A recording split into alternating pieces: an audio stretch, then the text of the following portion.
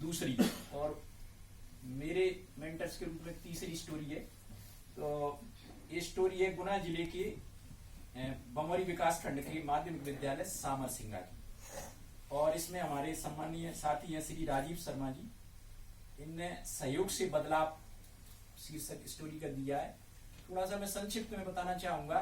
शर्मा जी ने मुझे इतनी मदद की कि मैं इनका इतना ऋणी हूँ कि नहीं, मैं इसलिए ऋणी हूँ कि जब भी मैंने कोई वीडियो फोटो मतलब हमेशा तैयार रही, इनकी क्वालिटी रही, और एक अच्छे टीचर के रूप में जो गुना जिले में जाने जाती है, राज्य स्तर पर भी इनकी पहचान है।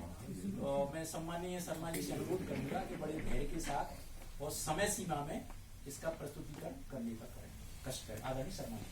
राजीव सर। धन्यवाद सर, थैंक यू।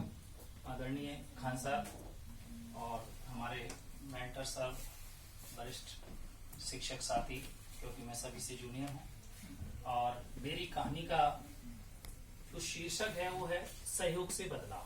मेरी कहूँ या हमारी कहानी का कहूँ, क्योंकि सभी का इसमें सहयोग रहा है, तो सहयोग से बदलाव है। और एकीकृत शाला माध्यमिक विद्यालय सामरसिंगा, जो जिला मुख्यालय गुना से 22 किलोमीटर दूरी पर स्थित है और विकास खंड से 28 किलोमीटर दूर है। गुना कोटा राजमार्ग से 1.6 किलोमीटर अंदर है, जो पहाड़ी की तलहटी में है। मेरी कहानी का जो डोमेन है वो है अधिगम के लिए समाज का विद्यालय में से संबंध, और उप डोमेन की बात करें, उपकरणीय कार्य की बात करें, तो विद्यालय में अभिभावकों का सहयोग। इसी के इर्द गिर्द मेरी कहानी है कुछ। और इस कहानी में जो है विद्यालय परिवेश की बात करें तो वहाँ हरा भरा आसपास खेत लगे हुए हैं और तलहटी में है, तो गांव थोड़ा सा ऊंचाई पर है। तो मुख्य समस्या ये भी थी उसमें कि गांव का सारा पानी विद्यालय के प्रांगण से होकर निकलता था, और इस कारण विद्यालय जो था प्रांगण उसका उबड़ खाबड़ था। गंदगी सारी बह करके ग्राउंड में आ जाती थी।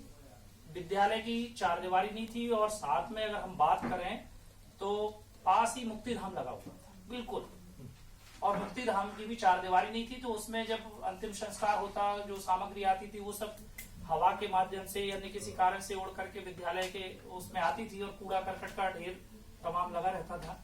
ये एक मुख्य समस्या गंदगी की मुझे जो दिखी। इसी के कारण बच्चों का जो है रास्ते जो थे, स्कूल आने के 3 रास्ते थे गांव से, तीनों कीचड़ से सने हुए रहते थे, क्योंकि सारा पानी वहीं से निकलता था, तो भरा रहता था। बच्चों को आने जाने में भी समस्या होती।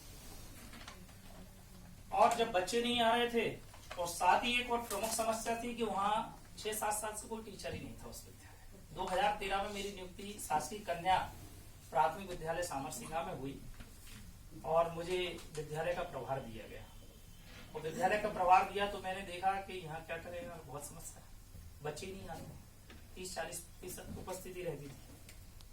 और मैंने जब कारण जानना चाहा तो पता चला कि यहाँ टीचर कई वर्षों से नहीं रहे हैं, और जो रहे हैं वो व्यवस्था में रहे, तो उनका उतना ध्यान नहीं रहा।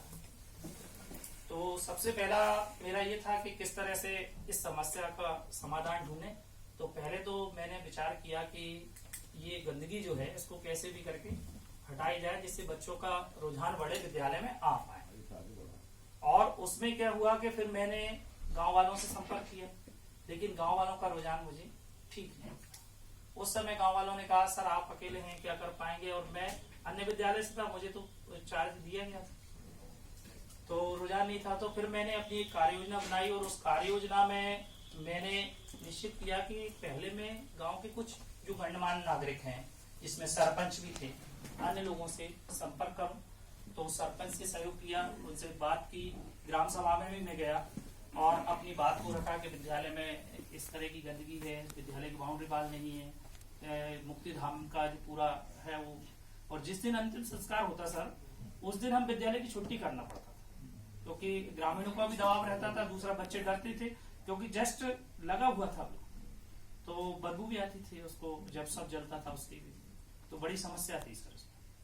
तो सरपंच जी से बात हुई, ग्राम सभा में बात रखी मैंने, और बात रखने के बाद जब चर्चा हुई तो उन्होंने कुछ आश्वासन दिए, इसके बाद भी काम नहीं हो पा रहा।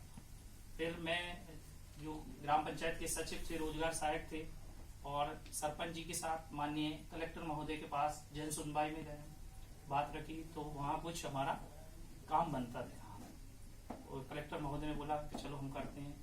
एएस होने के बाद भी क्या वो गांव थोड़ा सा विवादित रहा है सर, तो इसलिए वहाँ कोई शिक्षक आना भी पसंद नहीं करता था और कोई काम भी नहीं हो पा रहे। जब सरपंच जी से बात हुई तो धीरे धीरे काम हुआ, उन्होंने कूड़ा कचरा का ढेर हटवाया, और फिर मैं इसके बाद एसएमसी से मिला। एसएमसी वाले बैठक में आने तैयार नहीं थे, संपर्क किया। फिर मैंने कुछ काम बाल कैबिनेट पे किया सर, कि अब मुझे दिखाने की जरूरत थी, थोड़ी सफाई हो गई है तो बच्चों में कुछ स्तर में लगे, बच्चों की रुचि बढ़े, तो उसके लिए मैंने बाल कैबिनेट को सशक्त किया सर। बाल कैबिनेट को बताया किस तरह से हमारे मध्य प्रदेश शासन का, भारत सरकार का जो कैबिनेट है वो कैसे काम करता है, उस पर चर्चा की, उसके एक रोल प्ले भी करवाया सर मैंने, और उस पर चर्चा होने के बाद बाल कैबिनेट का गठन किया, उनका शपथ ग्रहण करवाया विधिवत, और उनके कार्यों का विभाजन बैठक के माध्यम से किया। और वर्तमान में भी प्रति 15 दिन में उनकी बैठक होती है, उनका एक रजिस्टर मेंटेन होता है, और प्रत्येक मंत्री ये बताता है कि मैंने इस 15 दिन में क्या काम किया। जैसे हम बात करें जो हमारा शिक्षा